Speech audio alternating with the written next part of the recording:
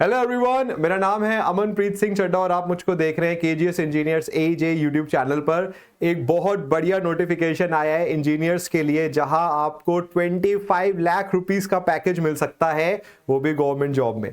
तो बच्चे, एक बहुत गोल्डन अपॉर्चुनिटी है और ये गोल्डन अपॉर्चुनिटी आपको दे रही है ओएनजीसी ऑर्गेनाइजेशन। इंडिया की सबसे प्रतिष्ठित ऑर्गेनाइजेशंस में से एक है ओएनजीसी, महारत्ना है। क्या है ये एग्जाम, कैसा पैटर्न होगा, कौन कौन एलिजिबल है, किस ब्रांच में कितनी सीट्स हैं, सारा डिस्कशन हम करेंगे इस सेशन में। तो बच्चे जल्दी से देखिए इस सेशन को। तो सबसे पहले इन्होंने ओएनजीसी ने एक डिटेल्ड नोटिफिकेशन जारी किया है। सारी रेलेवेंट इंफॉर्मेशन आपको इस नोटिफिकेशन में मिल जाएगी। मेन पॉइंट्स में आपको बताऊंगा, जिससे आपको क्लियर हो जाएगा कि क्या आपको करना है इस एग्जाम को क्लियर करने के लिए। तो इन्होंने शुरुआत में ही बोला है कि हम जो पैकेज ऑफर करेंगे इंजीनियरिंग और जियो साइंस में, वो 25 लाख रुपए का होगा। सोचिए बच्चे, आपकी C2C कॉस्ट टू कंपनी शुरुआत में ही 25 लाख रुपीज हो। यंग एज में आपको एक अच्छी नौकरी मिल रही है जो आपको 25 लाख रुपए का पैकेज दे रही है, और विद टाइम ये पैकेज सिर्फ इंप्रूव ही होगा। तो आप एक बहुत बढ़िया लाइफस्टाइल जी सकते हैं और इंडिया के एक बहुत ही रेप्यूटेड ऑर्गेनाइजेशन को सर्व कर सकते हैं। एग्जीक्यूटिव लेवल पर ये पोस्ट है बच्चों, जो बेसिक पे है वो 60,000 से 1,80,000 तक है। अब हम आते हैं पोस्ट्स पर। तो शुरुआत में जो पोस्ट है वो जियोलॉजिस्ट और जियोफिजिस्ट की है। तो हम इंजीनियरिंग ब्रांच पर आते हैं सीधा। देखिए, इसमें मैकेनिकल इंजीनियर्स के लिए बहुत ज्यादा खुशी की बात है। तो मैकेनिकल इंजीनियरिंग की अगर हम बात करें, 60% मिनिमम आपको यहाँ पे क्राइटेरिया रखा गया है और 11 नंबर ऑफ सीट्स है। ठीक है, ये जो यहाँ पर ये जो बाइफर्केशन किया गया है अनरिजर्व्ड में, ओबीसी में, SC ST में, और यहां पर भी आप देख रहे हैं 2 सीट्स लिखे हैं। ये है जो बेंचमार्क डिसेबिलिटी के स्टूडेंट्स होते हैं उनके लिए। तो यहां पर 11 सीटें आप देख सकते हो आई हैं। 19 सीटें पेट्रोलियम में है, केमिकल में 23 है, फिर दोबारा मैकेनिकल में बच्चों 23 सीट्स है। तो मैकेनिकल वालों के लिए तो बहुत बढ़िया अपॉर्चुनिटी है ये। इसके अलावा दोबारा से आप देखोगे तो मैकेनिकल में फिर यहाँ पर 6 नंबर ऑफ सीट्स है, अलग अलग डिपार्टमेंट में, मैकेनिकल के अलग अलग डिपार्टमेंट में है। इलेक्ट्रिकल में 10 सीट्स है और यहाँ पे फिर बेंचमार्क डिसेबिलिटी में 10 सीट्स है। तो सबसे पहले तो बच्चों, मैकेनिकल और इलेक्ट्रिकल इंजीनियर्स के लिए ये एक बहुत बढ़िया जॉब होने वाली है। एक चीज मैं जरूर मेंशन करूंगा, मैं हमेशा मेंशन करता हूं इस चीज को, कि बच्चे जब यहाँ पे नंबर ऑफ सीट्स देखते हैं तो थोड़ा डिस्करेज हो जाते हैं कि सिर्फ 10 सीटें ही हैं। प्यारे बच्चों, मैं आपको बता रहा हूं, मेरा सिलेक्शन हुआ था भारतीय सेना में 2013 में। 15 सीट आई थी पूरे देश में और सिर्फ 2 सिलेक्ट हुए थे पूरे इंडिया से सिविल इंजीनियरिंग में। सोचिए अगर उस टाइम पर मैं भी यही सोच लेता कि 10 सीटें हैं, 15 सीटें हैं, मेरा सिलेक्शन तो क्या ही होगा। तो जो प्राउडली मैं इस चीज को बोलता हूं और मरते दम तक बोलता रहूंगा कि भारतीय सेना में एज एन ऑफिसर में सिलेक्ट हुआ, वो नहीं बोल पाता। आपका काम है मेहनत करना, रिजल्ट आपको भगवान देंगे। तो आप एफर्ट करिए, एफर्ट में कोई कमी नहीं आनी चाहिए। मैं हमेशा ये चीज बोलता हूं कि अगर आप एक कॉम्पिटेटिव एग्जाम के लिए एलिजिबल हो रहे हो तो ये आपका कर्तव्य है कि आप उसका निष्ठा के साथ एग्जाम दें। सिलेक्शन होना ना होना ये बात की बात है, पहले प्रिपरेशन जरूर करिए। तो नंबर ऑफ सीट्स मैकेनिकल में इन्होंने काफी अच्छे नंबर्स में निकाली हुई हैं, इलेक्ट्रिकल में भी हैं। अब देखिए, एक बात दिमाग में आती है बच्चों की, सर की कितनी एज है, वो भी मैं आपको बताऊंगा। फाइनल ईयर के जो स्टूडेंट्स हैं बच्चों, वो इस फॉर्म को भर सकते हैं। तो फाइनल ईयर के जो स्टूडेंट्स हैं, आप बिल्कुल फॉर्म भर सकते हैं। हमेशा से कंफ्यूजन रहता है बच्चों में, सब फाइनल ईयर दे सकता है नहीं दे सकता। बीटेक फाइनल ईयर में अगर आप हैं तो बिल्कुल आप फॉर्म भर सकते हैं। मेक श्योर, इसमें लिखा भी हुआ है, the candidates who are in the final year will also be considered for this recruitment exercise provided they obtain minimum required percentage, जैसे 60% वो बोल रहे हैं, of marks or more in essential qualification on or before 31st of July 2025। 31 जुलाई तक आपका BTech हो जाना चाहिए। ठीक है, तो इन्होंने लिखा है तो फाइनल ईयर इज एलिजिबल। अब देखिए बच्चे, उसके बाद मैक्सिमम एज आती है। तो मैक्सिमम एज आपके लिए प्रोडक्शन, ड्रिलिंग, मैकेनिकल, इलेक्ट्रिकल, तो मैकेनिकल इलेक्ट्रिकल इंजीनियर्स की बात करें तो 26 साल अनरिजर्व्ड में और ईडब्ल्यूएस में मैक्सिमम एज है। फिर एज पर द रिजर्वेशन यहां पर एज रिलैक्सेशन दिया गया है।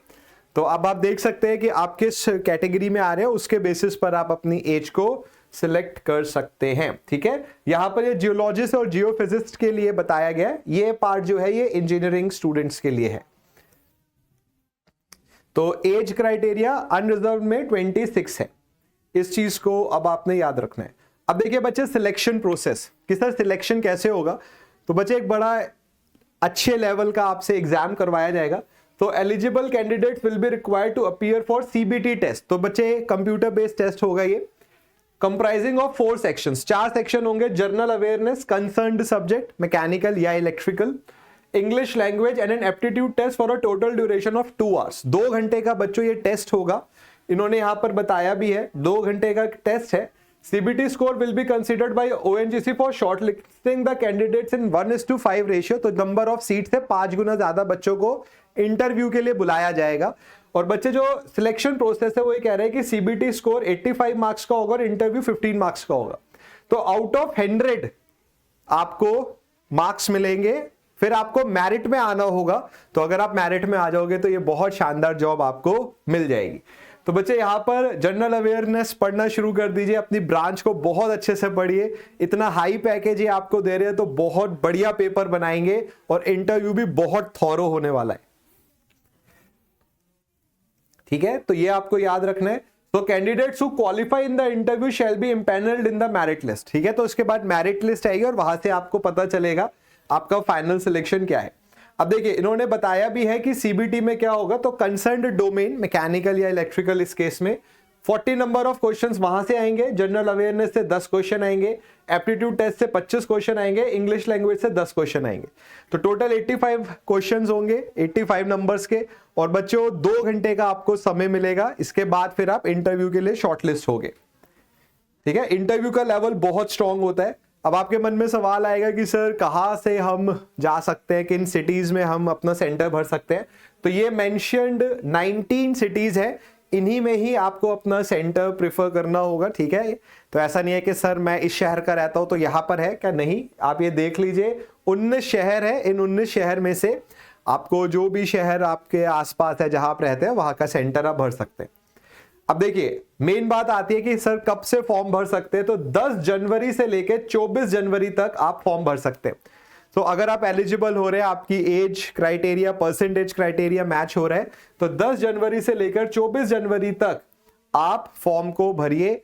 अगेन फॉर्म के लिए लेट मत भरिएगा कि 23 को भर लूंगा, 22 को भर लूंगा। बहुत सारे बच्चे एक साथ आते हैं, सर्वर डाउन का इश्यू हो जाता है। तो अगर आपने एग्जाम देना है तो आज ही फॉर्म भर के एटलीस्ट फॉर्म के भरने की चिंता से अपने आप को मुक्त कर लीजिए। उसके बाद बच्चों ये पूरा उन्होंने बताया है कि जो फोटो अपलोड होगी वो कितने केबीज की होनी चाहिए, स्टैंडर्ड ही रहता है, जितना कम केबी होगा उतना बढ़िया बात है। तो इन्होंने पूरा मेंशन किया है यहाँ पर कि आपकी जो फोटो होगी या जो साइन होगा उसका क्या क्राइटेरिया आपको रखना है। अब बात आती है कि सर फॉर्म कितने रुपए का है। देखिए थोड़ा सा महंगा फॉर्म है, 25 लाख रुपए सैलरी भी तो दे रहे हैं आपको। तो जनरल, EWS और OBC में 1000 रुपीज का फॉर्म है। SC ST PWBD, ठीक है, पर्सन विद बेंचमार्क डिसेबिलिटी में कोई चार्ज आपका नहीं लगेगा। तो बच्चे हमने अभी तक ये देख लिया कि 26 साल की एज है मैक्सिमम अनरिजर्व्ड में।